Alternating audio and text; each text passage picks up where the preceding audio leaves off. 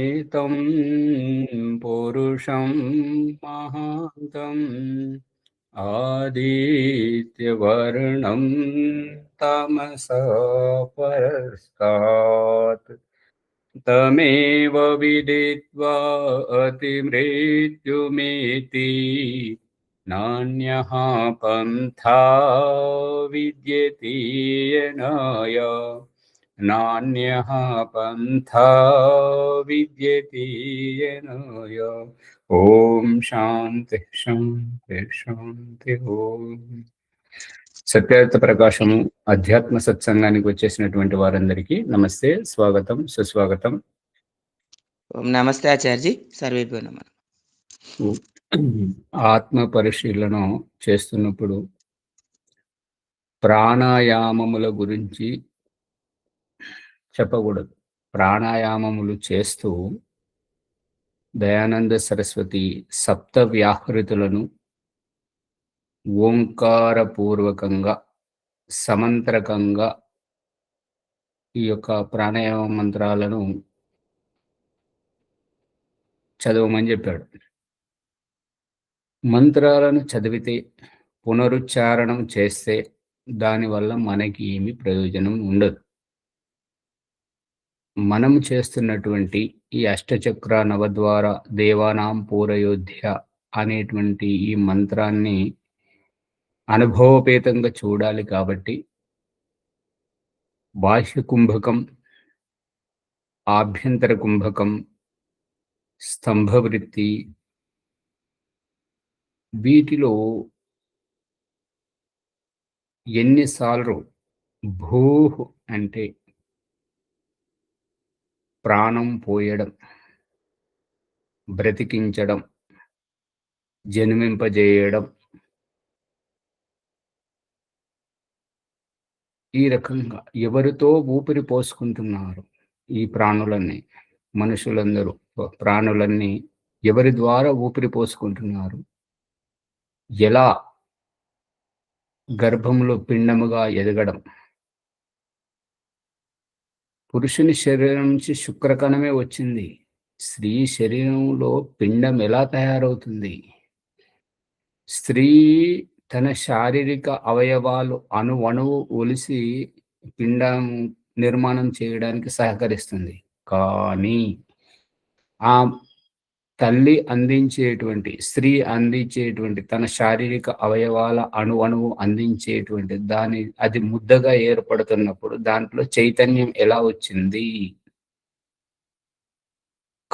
కళ్ళు చూడడానికి, చెవులు వినడానికి, గుండె కొట్టుకోవడానికి, కాళ్ళు ఆడించడానికి, చేతులు ఆడించడానికి, నేను నేను అని మాట్లాడడానికి ఈ చైతన్యం ఎక్కడికెళ్ళి వచ్చింది? ఈ చైతన్యాన్ని ఎవరు ఆ మాంసం ముద్దలో బ్రతికిస్తున్నారు? ఎవరు జీవం పోస్తున్నారు? ఇది ఈశ్వర ఆధీనం. భగవంతుడే చెయ్యగలడు, ఏ మానవ మాత్రులకు సాధ్యపడదు. మానవ మాత్రులకు సాధ్యపడదు. ఎందుకు సాధ్యపడదు అంటే, మానవ మాత్రుడు చూసేటువంటిది ఈ చర్మచక్షువులతోటి. ఇది గర్భం లోపల, గర్భాశయం లోపల జరుగుతున్నటువంటి రహస్యం. అందుకే భగవంతుడు ప్రసాదిస్తున్నటువంటి విజ్ఞానం ఆ గర్భంలో జరుగుతున్నటువంటిదే బయట మనుష్యుడు ఆవిష్కరించుకున్నటువంటిది. పెద్ద పెద్ద భవంతులను ఆ యొక్క చెత్త పోస్తున్నప్పుడు, ఆ లెంటర్ పోస్తున్నప్పుడు కింది నుంచి పైపు ద్వారా సిమెంటు, కంకర వాటిని పైకి చేర్పించాలంటే గ్యాస్ ఏ రకమైతే అవసరం వస్తుందో, తల్లి శరీరం నుండి ఈ పిండం ఎదగడానికి ఈ పేగుబంధంతో ముడిపెట్టి ఆ తల్లి శరీరం నుంచి వచ్చేటువంటి ఆ పోషక విలువలన్నింటినీ ఈ యొక్క తల్లి యొక్క ఊపిరి, శ్వాస ద్వారా ఆ పిండానికి అందించి జీవం పోస్తున్నాడు. ఓం భూ భూ, ప్రాణం పోసుకుంటున్నది నేను, జీవం పోసుకుంటున్నది నేను, బ్రతుకుతున్నది నేను, నాకు జీవాన్ని జీవదానం చేస్తున్నటువంటిది ఆ పరమేశ్వరుడు, నాకు ప్రాణధారణ చేయిస్తున్నటువంటిది పరమేశ్వరుడు. ఇది ఎలా తెలుస్తున్నది? గర్భం నుంచి బయటకు వచ్చాక ఈ యొక్క పేగుబంధాన్ని తెంచితే, ఆ పేగుబంధాన్ని తెంచి ముక్కు శుభ్రం చేయగానే అప్పుడు వాయువు రూపంలో ఉన్నటువంటి భగవంతుడు ఏమంటున్నాడంటే, అహమేవ ప్రవామి ఆరభమానా, అహమేవ వాయువివ ప్రారభమాని, నేనే వాయువుని ప్రతిదానిని ప్రారంభిస్తున్నాను. నువ్వు గర్భంలోంచి బయటకొచ్చావు. ఇప్పుడు నీ బొడ్డుతాడు తెంచడం జరిగింది. నీకు ఊపిరి కావాలి, శ్వాస కావాలి. అందుకు వాయువుగా నేనొచ్చి నీ ముందు నిలబడ్డాను. ఇక నీవు పీల్చుకో. నేను వాయువుగా వచ్చి నీ ముందు నిలబడ్డాను. ఇక నువ్వు పీల్చుకో. నువ్వు పీల్చుకుంటే నువ్వు బ్రతుకుతావు. నీ ఊపిరి, నీ జీవితం నీది. గర్భంలో ఉన్నప్పుడు నువ్వు అసమర్థ స్థితిలో ఉన్నప్పుడు నేనందించాను. గర్భం నుంచి బయటకొచ్చాక తల్లితో సంబంధం తెంచనైనది. ఇక వాయువుగా నేనొస్తున్నాను. ఊపిరిగా నేనొస్తున్నాను. పీల్చుకునేది నీవు. ఈ రకంగా భూః జీవం పోయడం, ప్రాణధారణ గావింపజేయడం. ఇదే రహస్యం. హార్ట్ అటాక్ వచ్చినప్పుడు ఈ ఛాతీ మీద, గుండె మీద నొక్కి నోటిలో నోరు పెట్టి శ్వాసను అందించడం, ప్రాణం పోయడం, ప్రాణధారణ గావింపజేయడం, చనిపోతున్న వారిని బ్రతికింపజేయడం, జీవం పోయడం. ఇది భూః. ఈ అనుభవాన్ని మనం గుర్తించాలి. ఈ అనుభవాన్ని గుర్తించినప్పుడు భూ అనే దాని మంత్రానికి సార్థకత. ఈ రకంగా ప్రాణాయామ మంత్రాలు ఒక్కొక్క దానిని ఒక్కసారి బాహ్య కుంభకం శ్వాసను మొత్తం బయటకు తీసి బయటనే ఆపినప్పుడు ఈ విధంగా ఓం భూః, ఓం భువః, ఓం స్వహః, ఓం మహః, ఓం జనః, ఓం తపః, ఓం సత్యం. ఇవి ఎన్నిసార్లు మనం జపం చేయగలుగుతున్నాము. జపం చేయడం అంటే వాటి ద్వారా భూః అనేటువంటి అనుభవాన్ని స్మరించుకోవడం. భువః అంటే దుఃఖ నివృత్తి. దుఃఖ నివృత్తి. దుఃఖమును భగవంతుడు ఎలా దూరం చేస్తున్నాడు, ఆ అనుభూతిని మనము మన వ్యావహారికంగా ఎలా చవిచూస్తున్నాం, ఆ అనుభవాన్ని మన అనుభవంతో చూసినప్పుడు భగవంతుడు చేస్తున్నటువంటి దుఃఖ నివృత్తి. ఇప్పుడు భగవంతుడు చూపిస్తున్నది మనం ఎలా చూడాలి అనే దాన్ని దృష్టాంతం చూపిస్తున్నాడు. ఏంటంటే, కడుపున పుట్టిన బిడ్డలు పసితనంలో ఉన్నప్పుడు, చిన్నపిల్లలుగా ఉన్నప్పుడు వాళ్ళు చేసేటువంటి చిలిపి చేష్టలు, వాళ్ళకు కావలసినటువంటి అవసరాల నిమిత్తం మన దగ్గరకు వచ్చి నాకు ఇది కావాలి, అది కావాలి అని అన్నప్పుడు, వారి కోరికలు తీరుస్తున్నప్పుడు వారు సంతోషంగా ఉండడం. అదే వారి కోరికలు తీర్చనప్పుడు వా వారు ఏడుస్తూ అల్లరి చిల్లరగా ఉండడం. ఆ ఏడ్చేటువంటి ఏడుపే, ఆ బాధనే దుఃఖం. మనం వారి కోరికలు తీర్చినప్పుడు వారు ఎలాగైతే సంతోషపడుతుంటారో, స్వర్గం నుండి వచ్చినటువంటి జీవాత్మకు నాకు జన్మ కావాలి అంటే ఈ యొక్క 84 లక్షల జీవరాశుల యొక్క జన్మలలో పుట్టింపజేయడం. ఈ రకం పుట్టిన తర్వాత, పుట్టే కంటే ముందు ఏ శరీరంతో పుడుతున్నారో, ఆ శరీరం ఏ పరిస్థితుల్లోనైతే సజీవంగా ఉండగలుగుతుందో ఆ పరిస్థితులను, పంచమహాభూతాలను, అన్న ఓషధులను పుట్టించిన తర్వాతనే ఈ శరీరాలను, జన్మలను పుట్టిస్తున్నాడు. ఈ రహస్యం ఎలా తెలుస్తుంది? శిశువు గర్భంలోనే ఎదుగుతూ ఉండడం, ఇంకా ఎదగలేదు. ఎదగడం ప్రారంభమవుతుంటే ఆ ఎదుగుదల పూర్తి అయ్యేసరికి ఈ తల్లి వక్షస్థలంలో పాలను, ఆ పుట్టబోయేటువంటి శిశువుకు ఆహారం తయారు చేస్తుంది. ఆహారం సిద్ధంగా ఉంటుంటది. ఇది ఆ పుట్టేటువంటి శిశువు యొక్క దుఃఖానికి నివృత్తి. దుఃఖ నివృత్తి, భువః దుఃఖ నివృత్తి చేస్తున్నటువంటి భగవంతుడు. పిల్లలు పుట్టాక తల్లిదండ్రులు వాళ్ళు ఏం తినాలి, ఎక్కడ ఉండాలి, వాళ్ళు తినడానికి అన్నం సంపాదన చేయడం, మరియు ఉండడానికి గూడు నిర్మాణం చేసుకోవడం, ఇల్లు కట్టుకోవడం, మరియు వస్త్రధారణ కోసం ఏర్పాటు చేయడం దుఃఖ నివృత్తి. భువః దుఃఖ నివృత్తి. ఈ అనుభవాన్ని మనం ఎప్పుడైతే చూడగలుగుతుంటామో, అది ఈ చక్రాలు అనేటువంటి ఒక్కొక్కటి మనకు సార్థకంగా కనిపిస్తాయి. స్వయం సుఖ స్వరూపం. భగవంతుడు మన ఈ 84 లక్షల జీవరాశులను ఏదైతే అన్నం తినడానికి తాపత్రయం ఎందుకు పడుతుంది? అన్నం ఎందుకు తింటుంది? పశువు ఎందుకు తింటుంది? మనిషి ఎందుకు తింటున్నాడు? పక్షి ఎందుకు తింటున్నాడు? స్వయం సుఖం. అది తిననంత వరకు ఆకలి, బాధ, దుఃఖం. తిన్న తర్వాత సుఖం. చూడాలి. ఏదో కనపడుతుంది. చూడాలి. ఏదో వినబడుతుంది. వినాలి. ఏమిటది? ఏమిటది? వి సరిగ్గా విననంత వరకు వినిపించేదాకా తాపత్రయం. విన్న తర్వాత ఒక తృప్తి. వాసనొస్తుంది. ఏమిటిది? ఏమిటి? అది తెలుసుకునే వరకు మంచిదైతేనేమో ఆహా! చెడ్డదైతేనే అమ్మో! దుర్వాసన వస్తుంది అని ఈ యొక్క హ్మ్, అయిష్టాన్ని దుఃఖముగా, ఇష్టాన్ని సుఖముగా, అనుభవోపేతంగా ఇది భగవంతుడు పెట్టాడు. కానీ ఇది పక్కన పెట్టేసి మనమేమనుకున్నాం? ఈ వస్తువు నాకు కనబడుతుంది. అది ఎవరిదైనా గాని నాకు కావాలి. ఎవరు చూస్తలేరు కదా! ఇది నా స్వయం సుఖం. దొంగతనం చేయడం, అబద్ధాలాడడం, చాలాకీగా మాట్లాడడం, అమాయకులను మోసగించడం, కుట్ర, కుతంత్రాలు చేయడం ఈ రకంగా.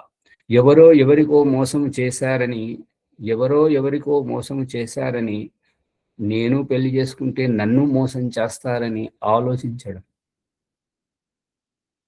నేను ఇది చేస్తే నాకెలా జరుగుతుందని ఆలోచించడం. నన్నెవరు పట్టుకోరు. నేనే తెలివిగా ఉంటున్నానని. అనారోగ్యం వచ్చింది. సమాజంలోకి పోతే నన్ను హేళన చేస్తారు. చులకనగా చూస్తారు.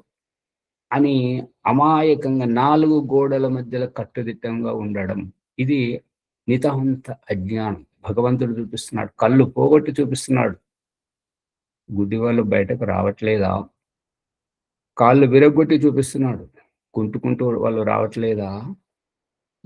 వినబడని వాళ్ళు పక్షపాతంతో మూతి వంకర పోయి ఈ రకంగా వస్తున్నారు. కాళ్ళు చేతులు లేనటువంటి వాళ్ళు బయటకు రావట్లేదా? అనారోగ్యం అది సమస్య కాదు. ఈ రకంగా అనారోగ్యం, దుఃఖం దాని గురించి ప్రయత్నం చేసి సుఖాన్ని పొందడం, స్వయం సుఖం. తన స్వార్థం గురించి దొంగతనం చేసేవారు, వ్యభిచారం చేసేవారు, వ్యసనాలకు బానిసయ్యేవారు వాళ్ళ స్వయం సుఖాన్ని చూసుకున్నారు. దేవుడు చూపిస్తున్నటువంటి స్వయం సుఖం వేరు.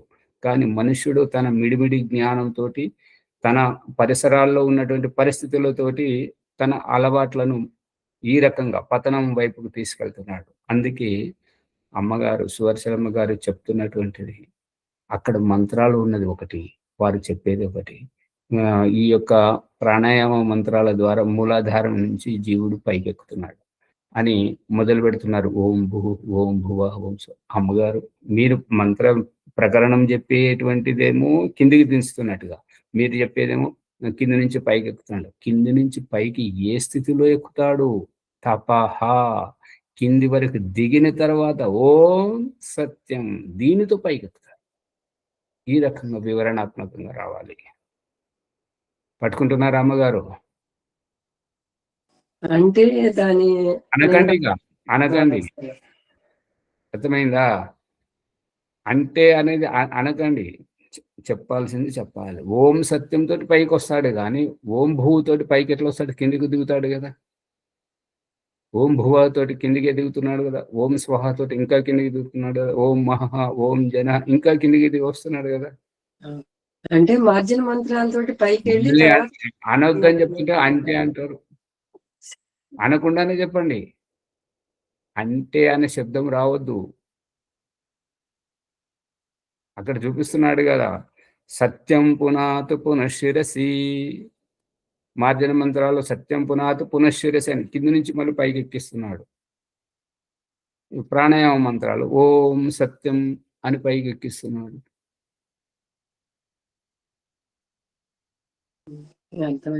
ధన్యవాదాలు. అంతే. ఇక్కడ మాటలు ఏం లేవు. మనం సూటిగా చెప్పడానికి ప్రయత్నం చేయాలి. అందుకని ఈ స్వహ, శుద్ధత, పవిత్రత, స్వచ్ఛత,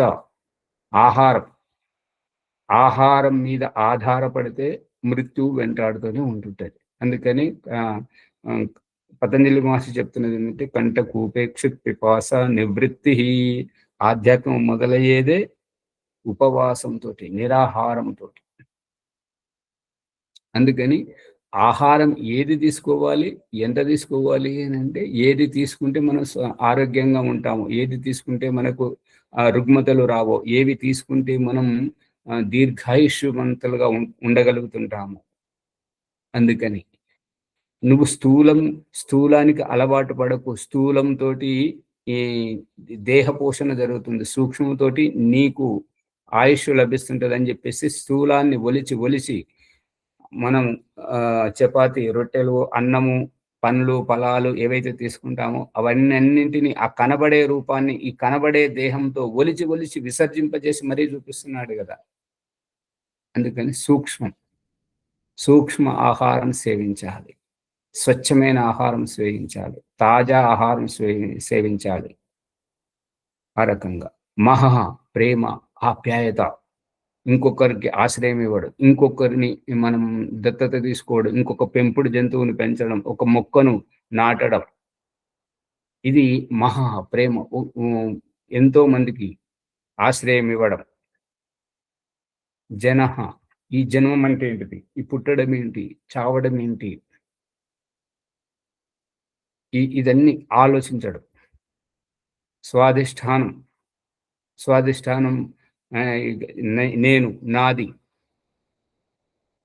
అనేటువంటి ఇవి ఆలోచించాలి. ఒక్కసారి ప్రాణాయామాన్ని ఆపి ఈ అనుభూతులు ఎంతగా మనం స్మరించుకుంటే, ఈ అనుభవాన్ని మనం నిజ జీవితంలో ఎంతగా మనం చూస్తుంటే అన్ని చక్రాలు మనకు సక్రియమైనట్టే.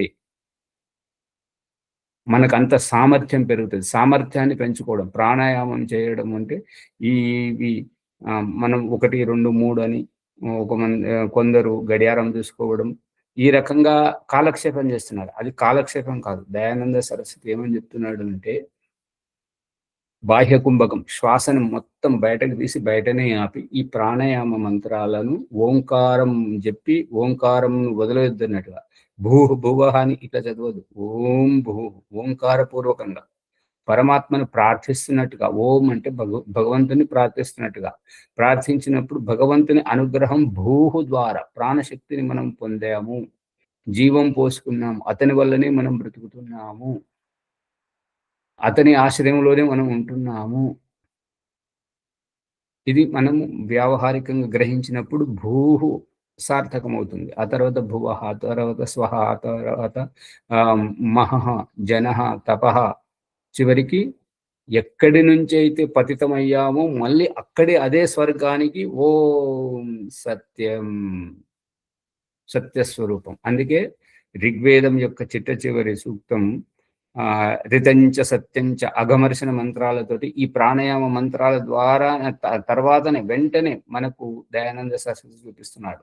నువ్వు ఆ సత్యంలో సఫలం కాలేకపోతే మళ్ళీ ఈ రితం సత్యం, నువ్వు సత్యమువే, పాపము చేయొద్దు అని మనకు వ్యాఖ్యానం చేసి చూపిస్తున్నాడు. పట్టుకుంటున్నారా? ప్రభాకర్ గారు దిశానిర్దేశం చేసేటప్పుడు ప్రాణాయామ మంత్రాల గురించి అంటున్నారు, స్పష్టంగా చెప్పలేకపోతున్నారు. మంత్రాల గురించి కాదు, మంత్రాల యొక్క అనుభవం మనం గుర్తు చేసుకోవడం, మనలో అనుభవం పెరగాలి, సాక్షాత్కారం యొక్క అనుభవం పెరగాలి, ఆత్మతత్వం యొక్క అనుభవం పెంచుకోవాలి, పరమాత్మతత్వం మనం చవి చూడాలి, ప్రతి అణువున చూడాలి. ఆ అనుభవం తోటి మన జన్మ తరించిపోతుంటది. అనుభవం కావాలి.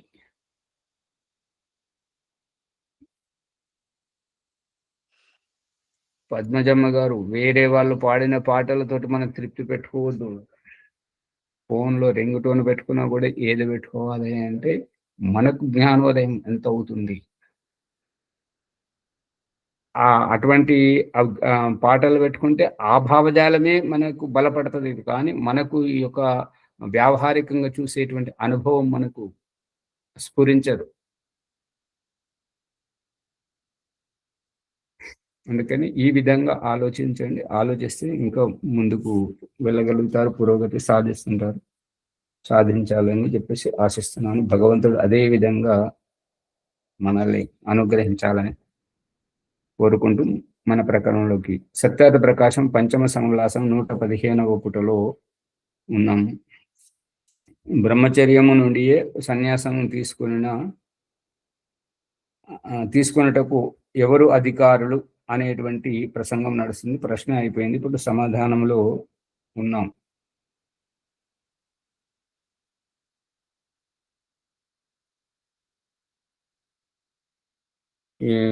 ఏమని చెప్తున్నాడంటే దయానంద సరస్వతి, ఎవరైతే ఇంద్రియాలను నియంత్రించుకోలేరో, ఇంద్రియాలను వశములో ఉంచుకోలేరో అటువంటి వారు బ్రహ్మచర్యం నుండి సన్యాసం తీసుకుని ఏం ప్రయోజనం?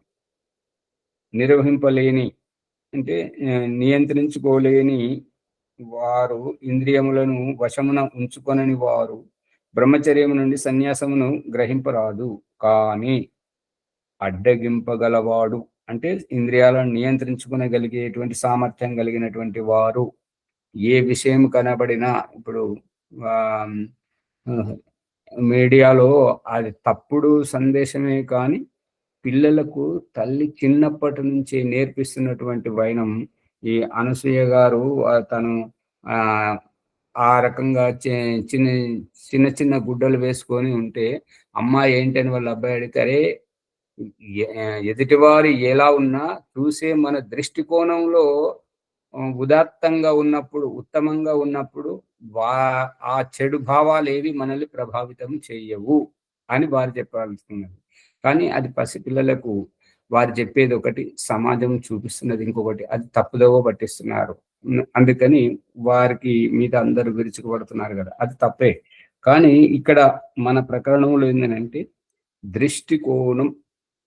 దృష్టికోణం ఇప్పుడు ఆది మానవులు కానీ ఇప్పుడు ఈ ప్రసంగంలో చెప్తే ఏంటంటే, ఈథేను తోటలో ఆదామును సృష్టించి అతడికి ఇక ఏం చేయాలో పోలుపోకపోతే అతని కాలక్షేపం గురించి అతన్ని సుషుప్తిలో పడుకోబెట్టి అతని పక్కటెముకను తీసుకొచ్చి అవ్వను తయారు చేసి వారిని ఆ తోటలో ఉంచేస్తే, ఆ తోటలో వారికి ఏమని చెప్తున్నారంటే, మీరు ఏ చెట్టు దగ్గరికైనా వెళ్ళండి, ఏ ఫలమునైనా తినండి, కానీ ఆ ఫలానా చెట్టు ఫలాన్ని తినకండి అని చెప్తాడు. అప్పటి వరకు వారు ఎలా పుట్టారో వాళ్ళు అలాగే ఉన్నారు. ఎప్పుడైతే దేవుడు వద్దన్న చెట్టు మీది ఫలాన్ని ఆ సైతాను చెప్పడం వల్ల అది తింటే మీకు జ్ఞానోదయం కలుగుతుంటది, మీరు చావరు, దేవుడు చంపుతాడని చెప్పారు కానీ అదంతా అబద్ధం, మీరు వెళ్ళి తినండి మీకు మంచి జ్ఞానోదయం కలుగుతుంది అని అంటే ఆదాము భయపడుతుంటాడు. అవ్వ సరే ఏదైతే ఏదైతుంది అని చెప్పేసి ఆవిడ పండు తినేసరికి ఆమెకు జ్ఞానోదయం కలుగుతుంటది. అప్పుడు చూసుకునేది అమ్మో నేను నగ్నంగా ఉన్నాను అని అప్పుడు వాళ్ళు చెట్ల ఆకులు కట్టుకోవడం మొదలుపెట్టారు. అర్థమవుతుందా? చూసే దృష్టికోణం ఇప్పటికి కూడా వాళ్ళు కోయ జాతులు అడవిలో ఉండేటువంటి వాళ్ళు వస్త్రాలు లేకుండానే ఉంటారు. వాళ్ళకి ఏ భావం లేదు. అక్కడ ఎవరిని అపహరించరు, ఎవరు బలత్కరించుకోలేరు. కానీ ఎక్కడైతే దాపరికం జరుగుతుందో అక్కడే ఈ అపహరణ, ఈ బలత్కారం ఇవన్నీ జరుగుతున్నాయి. అంటే ఇంద్రియాలను నియంత్రణలో ఉంచుకోవాలి అనేటువంటిది సందేశం. మన నియంత్రణలో మనం ఉండాలి అనేటువంటిది. ఎవరైతే నియంత్రించుకోగలుగుతుంటారో వారికి ఈ సన్యాసం ఎందుకు తీసుకోరాదు బ్రహ్మచర్యం నుండి అని ఎదురు ప్రశ్న వేస్తున్నారు. విషయ దోషములను, వీర్య సంరక్షణలో గల గుణములను ఎరిగిన వాడు విషయాసక్తుడై ఎన్నడును కాడు. విషయ దోషములను, వీర్య సంరక్షణలో గల గుణములను అంటే ఈ విషయముల వల్ల ధాతు క్షీణం అవుతుంటది. ధాతు క్షీణం అయితే రోగనిరోధక శక్తి తగ్గిపోతుంది, ఇమ్యూనిటీ పవర్ తగ్గిపోతుంటది, మళ్ళీ అనేక రోగాలు వస్తుంటాయి, అకాల మరణం వస్తుంటుంటది. కాబట్టి వీర్య సంరక్షణ చేసుకోవాలి. వీర్యంతో బ్రహ్మచర్య పాలన రోగనిరోధక శక్తిని పెంచుకొని దీర్ఘాయుషును పొందడం, ఈ యొక్క గుణగణాలను ఎప్పుడైతే తెలుసుకుంటాడో అప్పుడు విషయాసక్తుడు ఎన్నటికీ కాలేడు. ఆ విషయాసక్తుడు కానట్టుగా ఉండి అతడు సాత్విక భావంతో జీవిస్తున్నప్పుడు అతడు సన్యాసం ఎందుకు స్వీకరించకూడదు అనేది అభిప్రాయం. అతని వీర్యము విచారాగ్నికి ఇంధనము వలనై అందే వ్యయమగును. ఇక ఇటువంటి భావజాలం ఉన్నటువంటి వ్యక్తి యొక్క వీర్యం అంటే అన్నం యొక్క సారం, మనం తినేటువంటి ఆహారం యొక్క సారం వీర్యం ఏదైతే ఉత్పత్తి అవుతుందో, వ్యుత్పత్తి అయినటువంటిది అతని యొక్క ఆలోచన, చింతన, మనన, విచారం, ఏదైనా మంచి చెడు విచారిస్తున్నప్పుడు ఆ విచారించుటకే ఒక ఇంధనంగా ఖర్చు అవుతుంటది. మనం వంట చేసుకోవడానికి గ్యాస్ ఎట్లా ఖర్చు అవుతుంటుందో, అతని శరీరంలో ఉన్నటువంటి వీర్యం అనేటువంటిది ఈ ఆలోచన కోసం ఖర్చు అయిపోతుంటది. అందులోనే అందే వ్యయమగును, దానికోసమే ఖర్చు అవుతుంది. ఇక అతడు స్వప్న దోషం కోసం కానీ, విసర్జించడం కోసం కానీ, ఇంకా బయటకు విసర్జించడానికి ఎక్కడ ఉంటుంటది. అందుకని ఈ రకంగా నియంత్రణలో ఉన్నటువంటి వారు బ్రహ్మచర్యం నుండి సన్యాసం తీసుకోవచ్చును అనేది అభిప్రాయం. వైద్యుని ఔషధులు ఆవశ్యకత రోగి కొరకై అట్లు నీరోగికి కాదు. ఏ రకమైతే వైద్యుని యొక్క ఔషధములు ఏవైతే ఉన్నాయో, ఔషధముల యొక్క అవసరం ఏదైతే ఉందో రోగి కొరకే అయినట్లుగా నీరోగి కొరకు, అంటే రోగం లేని వారి కొరకు ఆ ఔషధము లేదు, ఆ వైద్యుని యొక్క అవసరము లేదు. రోగం వచ్చిన వారికే వైద్యుడు కావాలి, వైద్యుని యొక్క ఔషధం యొక్క అవసరం ఉంటుంటది. ఆ విధంగానే ఎవరైతే ఇంద్రియాలను నియంత్రణ ఉంచుకుంటారో వారు సన్యాసం తీసుకోవచ్చును. ఎవరికైతే ఇంద్రియాలు వశములో లేవో, నియంత్రణలో లేవో అటువంటి వారు సన్యాసం తీసుకోకూడదు అనేది అభిప్రాయం. అట్లే ఎవరి విద్యాబుద్ధులు లోకమునకు ఉపకారము చేయుటయే ప్రయోజనముగా కలవి అగును, అట్టి స్త్రీ పురుషులు వివాహం చేసుకొనరాదు. ఏ రకంగానైతే ఎవరి బుద్ధులు లోకమునకు ఉపకారం చేయుటయే ప్రయోజనముగా ఉండి ఉంటాయో అట్టి స్త్రీ పురుషులు వివాహం చేసుకొనరాదు.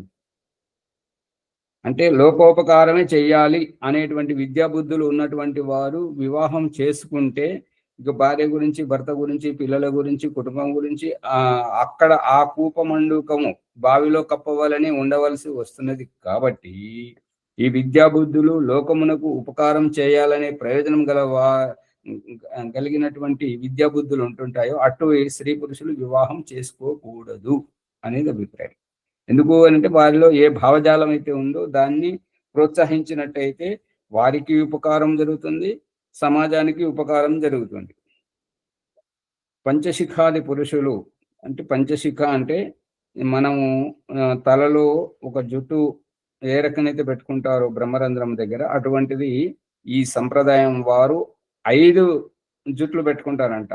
పంచశిఖ, పంచ అంటే 5, శిఖ అంటే జుట్లు, 5 జుట్లు పెట్టుకునేటువంటి వాళ్ళు పురుషులు, ఆ సంప్రదాయం వారు గార్గి ప్రభృతి స్త్రీలు అట్లే వివాహం చేసుకొనరాదు. ఎవరైతే గార్గి మైత్రేయి లాంటి స్త్రీలు ఎవరైతే ఉన్నారో అటువంటి స్త్రీలు ఉత్తమ గుణకర్మ స్వభావం కలిగినటువంటి వారు వివాహం చేసుకునరాదు. ఎందుకు వివాహం చేసుకునరాదు అంటే, వివాహం చేసుకుంటే వారిలో ఉన్నటువంటి ప్రతిభ, ఇక్కడ ఒక మనోరంజనమైన దృష్టాంతం ఏంటంటే, ఓం ప్రకాష్ ఒకరింటికి వెళ్ళినప్పుడు ఏం చేస్తున్నావమ్మా అంటే, ఎంతవరకు చదువుకున్నావమ్మా అంటే బిఏ వరకు చదివాను. మరి ఏం చేస్తున్నావు అంటే బియ్యంలో రాలేదు ఏరుతున్నాను అంటే, వారికి అంతవరకే వారి చదువు యొక్క, వారి ప్రతిభ, తెలివితేటల యొక్క సద్వినియోగం జరగట్లేదు. అదే వంటింటి కుందేలులాగా అక్కడే ఉండిపోయారు. వారు వారి ప్రతిభను దానికి సమాజానికి వినియోగించట్లేదు. వారి జీవితం గురించి కూడా సద్వినియోగపరచుకోవడం లేదు.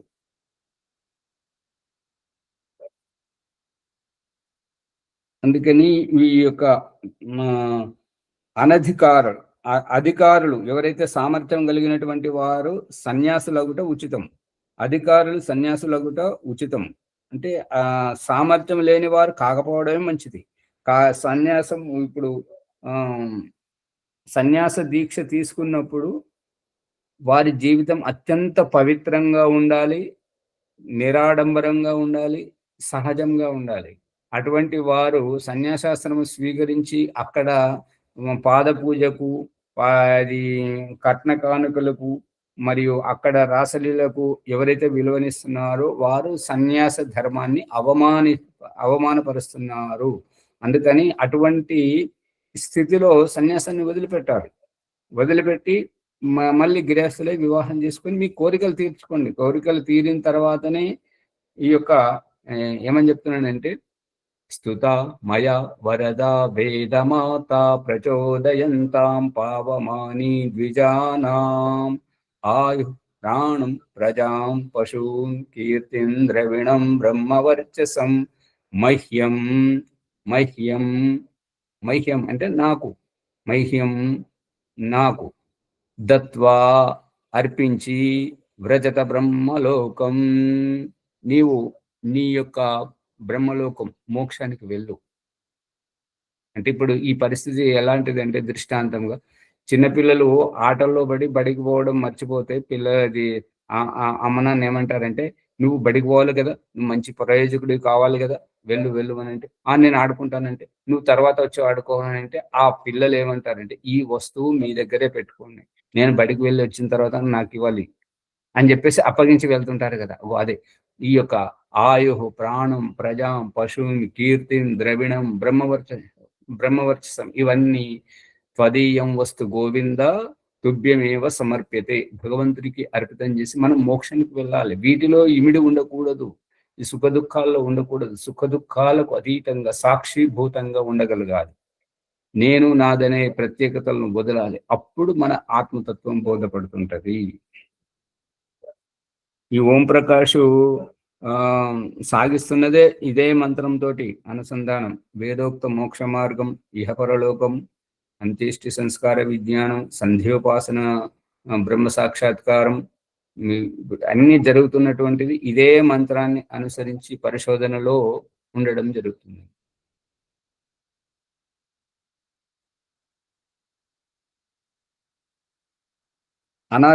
అనధికారులు సన్యాసము గ్రహించిన తాము మునుగుదురు, ఇతరులను ముంచెదరు.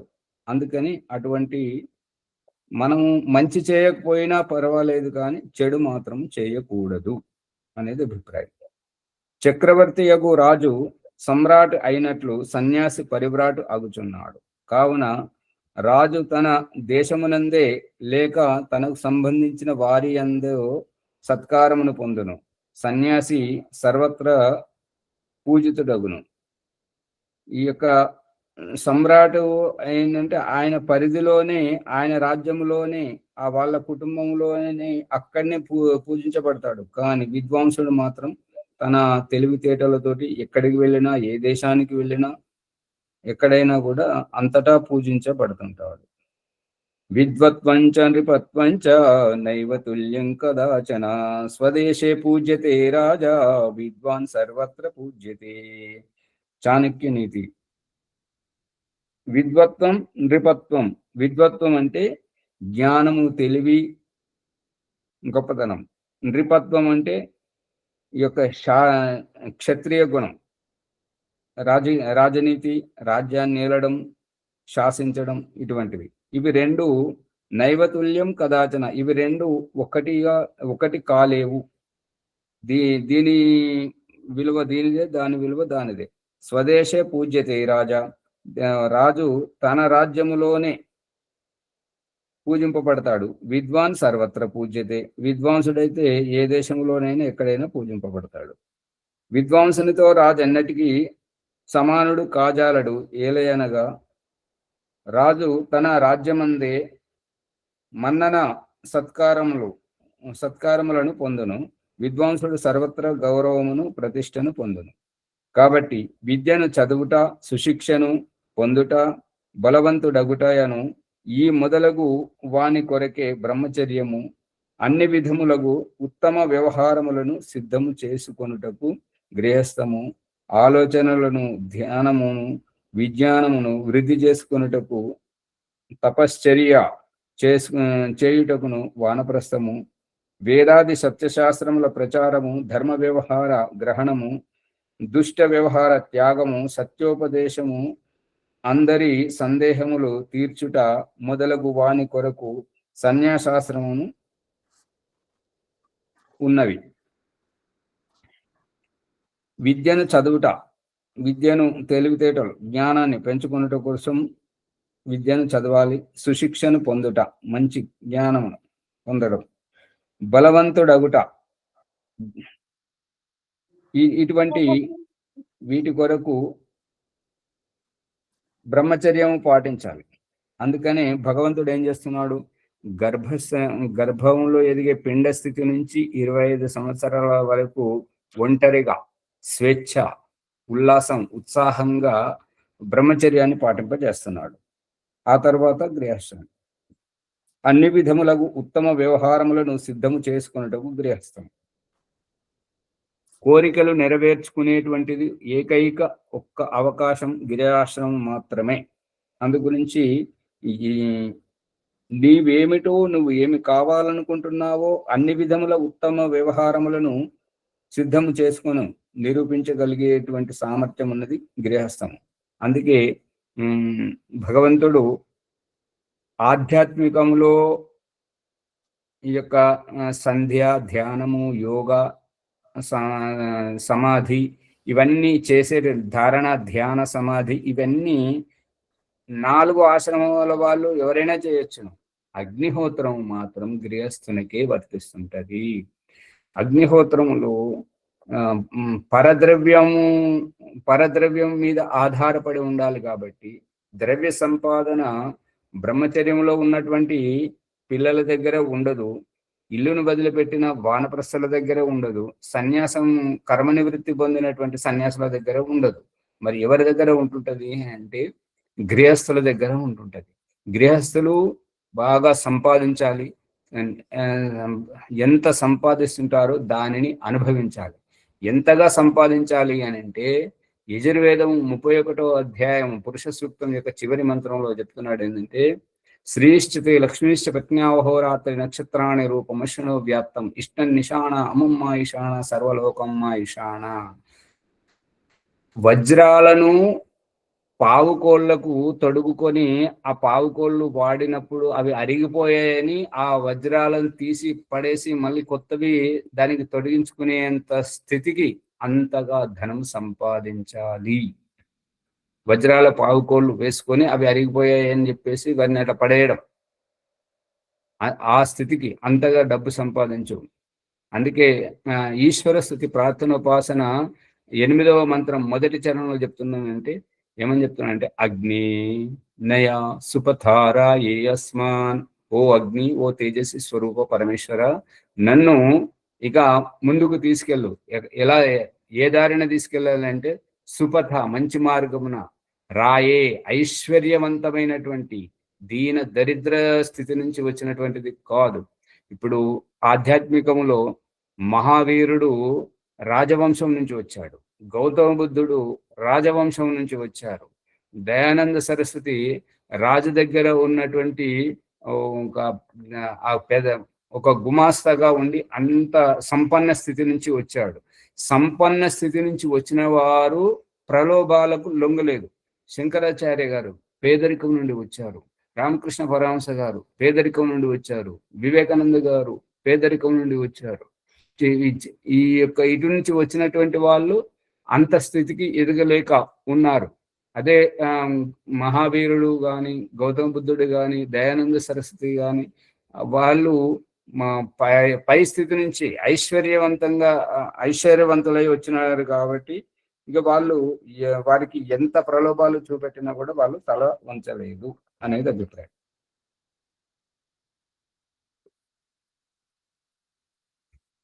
ఈ అన్ని వ్యవహారాలు గిరియాశ్రమంలోనే సిద్ధిస్తుంటాయి. కాబట్టి ఇక ఆలోచన, భావజాలం గురించి ధ్యానమును, విజ్ఞానమును వృద్ధిపరుచుకున్నటకు, తపశ్చర్య చేయుటకును వానప్రస్థం ఇవన్నీ మన ఆలోచనలు ఆచరణలో పెట్టాలి అనంటే, వ్యావహారికంగా ఆచరించి చూడాలి అనంటే ఇక గృహాశ్రాన్ని వదిలిపెట్టి వనంలోకి వెళ్ళి వానప్రస్థలుగా ఉండి ఈ యొక్క చింతన మనన నిధిధ్యాసనము చేయడానికి ఏకాంతం అవసరం. అందుకని వానప్రస్థం. వేదాది సత్యశాస్త్రముల ప్రచారము, ధర్మ వ్యవహార గ్రహణము, దుష్ట వ్యవహార త్యాగము, సత్యోపదేశము, అందరి సందేహములు తీర్చుట మొదలగు వాని కొరకు సన్యాసాశ్రమం ఉన్నది. ఈ యొక్క వేదాది సత్యశాస్త్రముల ప్రచారం, వేదం ఎందుకు చేయాలి, బైబిల్ ఎందుకు చేయకూడదు, భగవద్గీత ఎందుకు చేయకూడదు, ఖురాన్ ఎందుకు చేయకూడదు అంటే ఖురాను, బైబిలు, భగవద్గీత, ధమ్మపాదము ఇవన్నీ ఒక మనుష్యుల రచనలు. వేదము ఈశ్వరుని యొక్క అభిప్రాయము. ఒక సెల్ ఫోన్ తయారు చేసి వ్యక్తి కంపెనీ దాన్ని ఎలా వాడుకోవాలో ఒక గైడ్ ఎట్లయితే తయారు చేసి మనకు అందిస్తుందో, ఒక మిక్సీ గ్రైండరు కానీ, ఇంకా గ్యాస్ పొయ్యి కానీ, ఇక మైక్ కానీ, సిస్టమ్ కానీ అవి తయారు చేసే వాళ్ళు వాటిని ఎలా వాడుకోవాలో ఒక గైడ్ను మనకిస్తారో, దిశానిర్దేశం మనకిస్తారో, భగవంతుడు ఈ 84 లక్షల జీవరాశులను పుట్టించి మీరు ఎలా నడుచుకోవాలి, ఏ వ్యవహారం చేయాలి అనేటువంటి రహస్యాన్ని ఈ వేదం ద్వారా 4 వేదాల రూపంలో జ్ఞానాన్ని మనకు అందించాడు. ఇది భగవంతుని అభిప్రాయం కాబట్టి, మనమంతా భగవంతుని బిడ్డలము కాబట్టి వేదమును ప్రచారం చేయాలి. మిగతా వేదమును చదవడము అని అంటే వేద వ్యాఖ్యానం, వేద భాష్యాలు చదవడానికి ప్రాముఖ్యత చూపిస్తుంటారు. ఇది సరైనటువంటి అభిప్రాయం కాదు. వేదము మూలం. ఇప్పుడు గుడిలో కానీ, పూజలో కానీ, అగ్నిహోత్రంలో కానీ సంస్కృతంలో వేదమంత్రాలు చదివే యొక్క అభిప్రాయం ఏంటంటే, మూలము చదివితే మూల పురుషునితో సంబంధం ఏర్పడుతుంది. వ్యాఖ్యానం చదివితే ఆ వ్యాఖ్యానం చేసినటువంటి వ్యక్తి యొక్క హృదయం నుంచి అతని అభిప్రాయమే ఈ అక్షర రూపంలో మన ముందు ఉన్నది కాబట్టి అతని అభిప్రాయంతో, రచయిత యొక్క అభిప్రాయంతో మనం ఏకీభవిస్తాం. భగవంతునితో మనం కలవాలి, భగవంతుని అభిప్రాయం మనం గ్రహించాలి అని అంటే మూల సంస్కృతమే చదవాలి. ఆ రహస్యము ఎలా ఉంటుంటది అంటే, ఈ యొక్క చలికాలంలో ఎండలో ఉన్నప్పుడు సూర్యుని కిరణాలు మన మీద పడుతున్నప్పుడు మనము దాన్ని ఆస్వాదిస్తున్నప్పుడు మధ్యలో ఒక వ్యక్తి వచ్చి మనకు అడ్డుగా నిలబడితే మనకు బాధ కలుగుతుంటది. ఎందుకు అంటే సూర్యుని కిరణాలు మన మీద కాకుండా మనకు అడ్డుగా నిలబడ్డ వ్యక్తి మీద పడుతున్నాయి, మన వరకు రావట్లేదు. అయితే ఏమంటాము, వారినైనా జరగమని చెప్తుంటాం, లేదా మనమైనా దూరం వెళ్ళి కూర్చుంటాం. ఎందుకంటే సూర్యుని కిరణాలు మనకు నేరుగా పడాలి. ఈ మూల సంస్కృత మంత్రాలు, మూల వేదము చదివితే ఈశ్వరుని అభిప్రాయం ఉన్నది ఉన్నట్టుగా మన హృదయ అంతఃకరణలోకి వస్తుంటుంటది.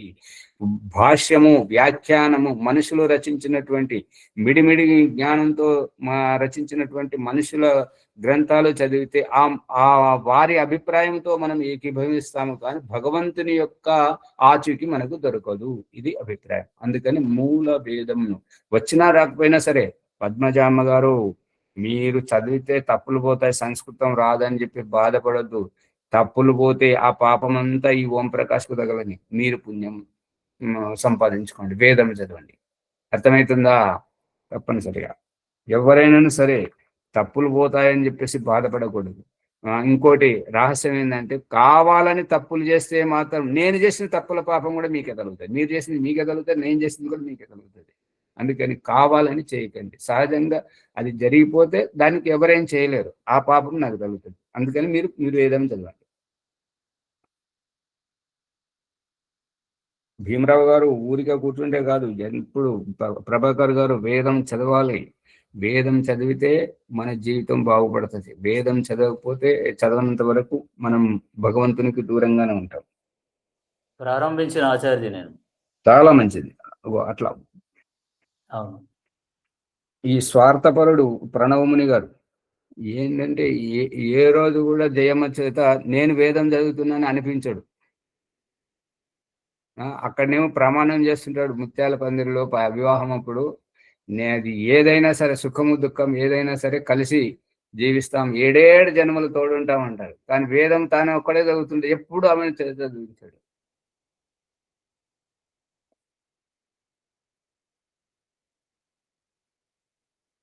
దుష్ట వ్యవహార ధర్మ వ్యవహార గ్రహణము, దుష్ట వ్యవహార త్యాగం. అంటే ధర్మ వ్యవహారం ఏదైతుందో దాన్ని స్వీకరించాలి, దుష్టం ఏదైతే బాధ కలిగించేది, ఇతరులను ఇబ్బందులు పెట్టేది ఏదైతుందో దాన్ని వదిలేయాలి. సత్యోపదేశము, అందరి సందేహములను తీర్చుట మొదలగు వాటి కొరకు సన్యాసాశ్రమము ఉన్నది. అందు గురించి సన్యాసం తీసుకునేవారు ఇటువంటి ఉత్తమ జీవితాన్ని జీవించాలి. కానీ ఈ సన్యాసాశ్రమునకు ముఖ్య ధర్మమైన సత్యోపదేశము వంటివి చేయని వాడు పతితుడును నరకగామియు అగును. అర్థమవుతుందా? వెలుగుతుందా? ఈ సన్యాస అదే తన ధర్మాన్ని నిర్వహించలేకపోతే అది మళ్ళీ అంతే కదా మరి. ఈ సన్యాసమునకు ముఖ్య ధర్మమైన సత్యోపదేశము వంటివి చేయని వాడు పతితుడును నరకగామియు అగును. అది మీరు నరకగాములు కావాలంటే మీ వరకే ఉంచుకోండి, లేదు పుణ్యాత్ములు కావాలంటే అందరికీ పంచండి, మీ చుట్టూ ఉన్నటువంటి వాళ్ళందరికీ. కాబట్టి సత్యోపదేశము, శంక సమాధానము, వేదము వంటి సత్యశాస్త్రముల అధ్యయనము, వేదోక్త ధర్మ వృద్ధియును ప్రయత్నము చేసుకుని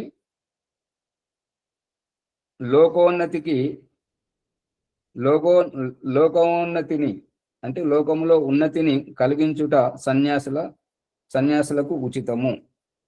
అందుకని అటువంటి మంచి పనులు చేసి సమాజాన్ని బాగుపరుస్తారని ఆశిస్తున్నారు. ప్రశ్న: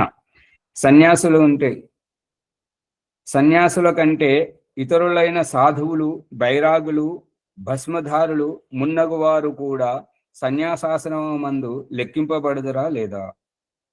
సన్యాసుల కంటే ఇతరులైనటువంటి ఎవరైతే సాధువులు ఉంటారో, బైరాగులు అన్న శబ్దానికి అర్థం ఏంటంటే వైరాగులు.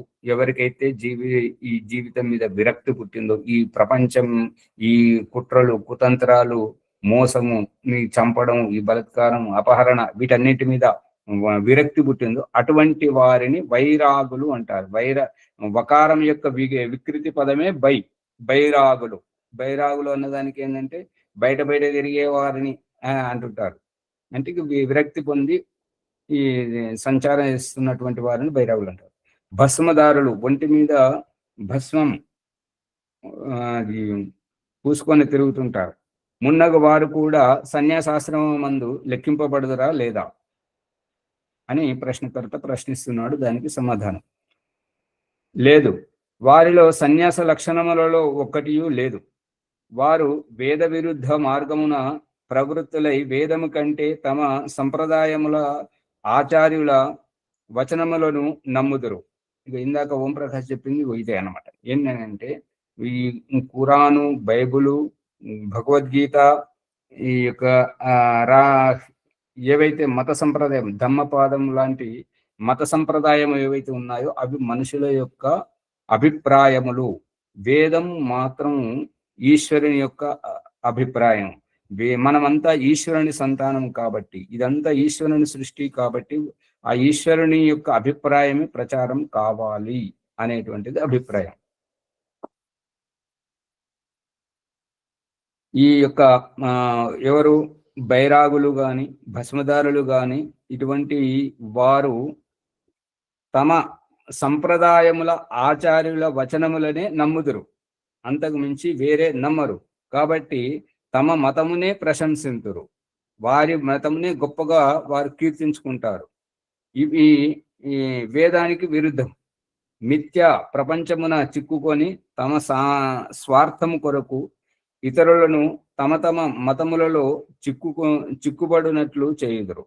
అంటే ఇక ఏదో రకంగా అబద్ధాలు చెప్పి ఏ రకంగా ప్రభావితం చేసి తమ స్వార్థము కొరకు ఇతరులను తమ మతములలో చిక్కుబడినట్లు చేయుదురు. అంటే హే బేటా ఇట్లా ఉంది అని చెప్పేసి ఆ నెమలి ఈకలతోటి కొట్టడం, వారికి నుదుట బొట్టు పెట్టడం, ఇవన్నీ మాది ఒక చమత్కారికంగా చేస్తుంటారనమాట. కావున వీరిని సన్యాసాశ్రమున గణింపరాదు. గణింప అంటే లెక్క పెట్టరాదు, లెక్కలోకి తీసుకురాదు. కానీ వీరు స్వార్థాశ్రమ వాసులు, అంటే స్వార్థ నిమిత్తకంగా ఆశ్రమ వాసులు, సన్యాసంలాగా కనబడతారు. ఇందు కొంచెమును సందేహము లేదు. తాము స్వయముగా ధర్మమందు నడుచుచు సర్వలోకమును నడిపించుచు తామును సమస్త లోకమును ఈ జన్మయందును రాబోవు జన్మమందును స్వర్గమును సుఖమును అనుభవింపచేయు వారే ధర్మాత్ములు, సన్యాసులు, మహాత్ములు అగుచున్నారు. సంక్షేపముగా ఈ సన్యాసాశ్రమ విధి వ్రాయబడినది. ఇక ముందు ప్రజాధర్మ విషయము వ్రాయబడును. శ్రీమద్ దయానంద సరస్వతి స్వామి కృతమును సుభాషా విభూషితమునగు సత్యార్థ ప్రకాశమున వానప్రస్థ సన్యాసాశ్రమ విషయము గల పంచమ సముల్లాసము సంపూర్ణము.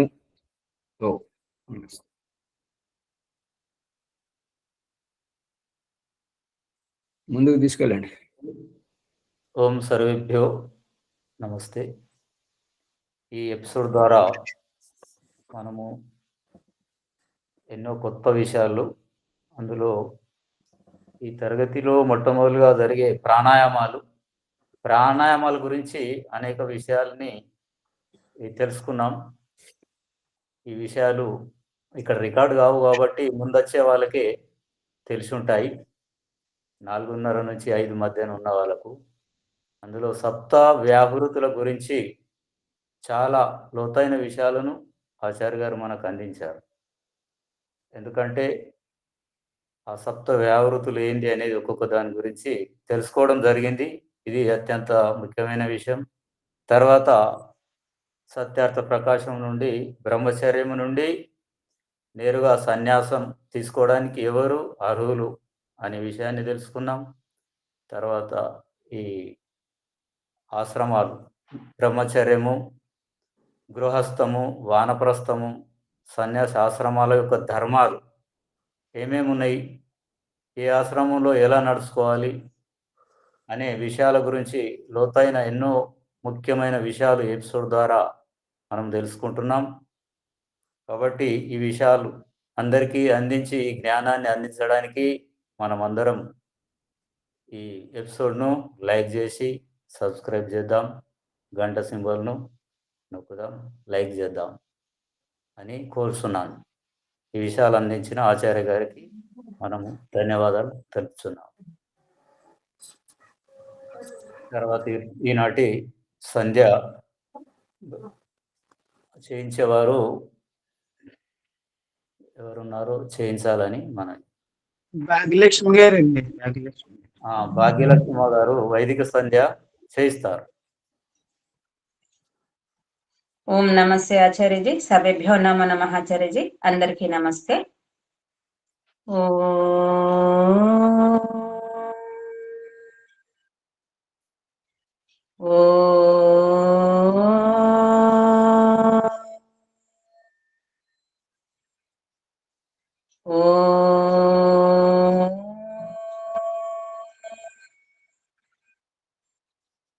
అత వైదిక బ్రహ్మ సంధ్యాయుజ్యము.